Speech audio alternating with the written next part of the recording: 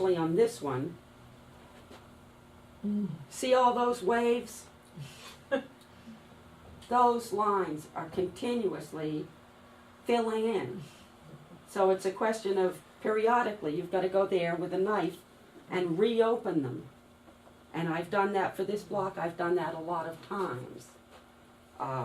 Even when Sarah Elizabeth was alive, she had rheumatism in her hands. She'd say, Isabel, clean that block up. It's gotten bad. And so that's a continuous thing that needs to be done to maintain the block. And so that's one of the reasons it was so important when they ended the printing that it was ended, because somebody else wouldn't be so precise.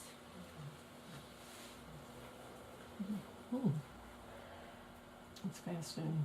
Any other questions about anything? Do you ever give lessons?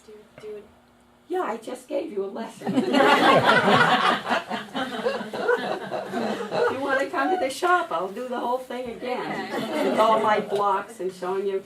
The first part of the lesson would be make a lot of drawings that I tell people who want lessons. I say, good, choose your subject and make 10 drawings.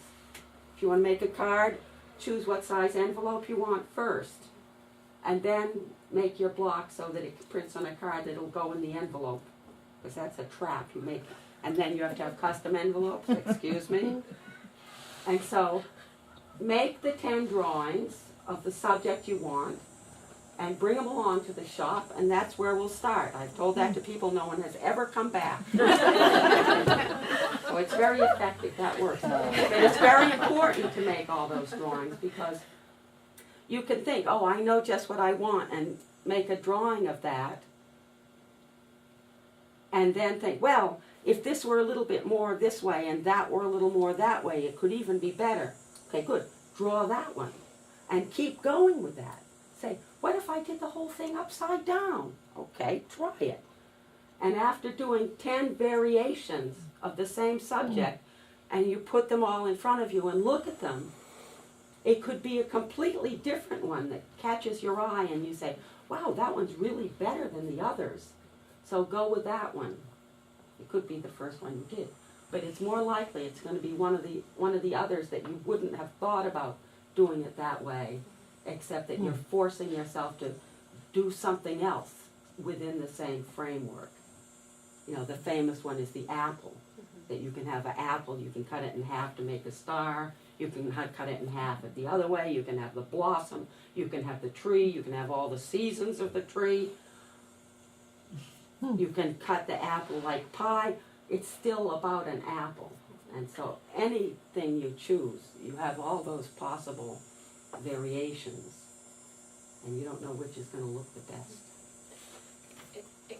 Is there someone in your family that's going to carry this on, or someone that's there? Or No one's that foolish. This is a dead-end art, especially where I'm printing on fabric for use in the home, because that was one of the theses of the Folly Coat designers also, and that is that art should be part of everyday life. It should be accessible. You should be able to deal with it. Art isn't just beautiful in a frame on the wall, don't touch it, or in a museum. That it should be integrated into your life. And so the difference between that idea, making placemats and selling them at $12.50 versus making fine art prints and selling them for $125, it's, you know, I prefer to do this because it's better to have accessible art, or like they say on the internet, good art cheap. That it's better than to say, oh, I'm a very important artist, you could have framed this and don't touch it and all of these things. Because actually when you wash them, they get nicer. They get, see, this must have been in the washing machine. That they get softer, and the color remains just as clear, because where I'm printing on 100% cotton, the pressure from the press forces the ink into the hollow fibers of the cotton, so that the print isn't on the fabric, it's in the fabric.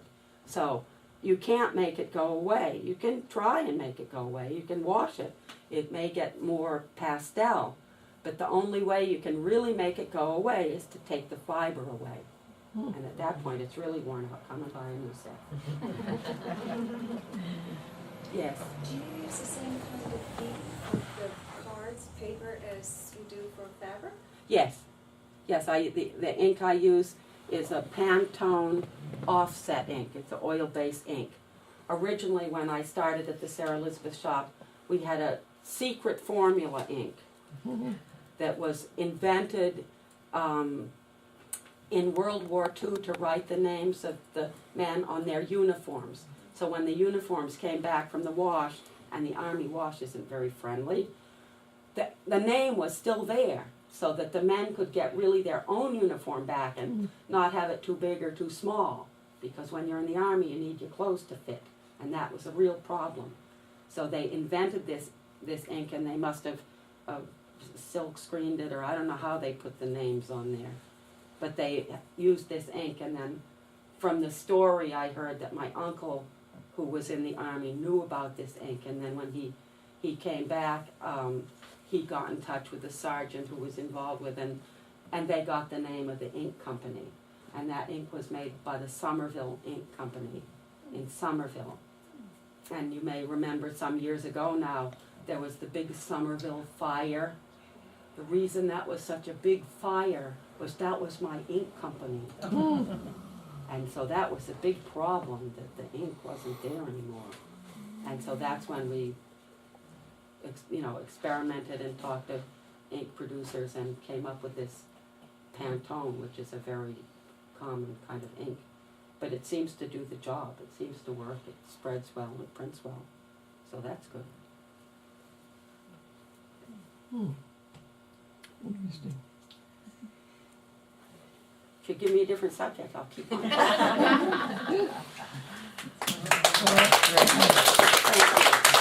Thank you, Isabel.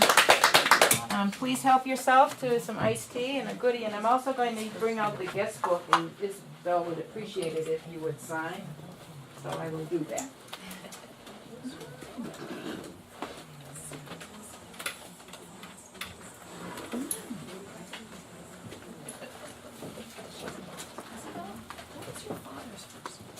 Jimmo. Ilmari Mattias näin. Can you look at some of these close up? Sure. Sure. Oh, I see. I'm going to leave the guest book in on the desk in here, it's easier to sign, so if you would, that would be appreciated.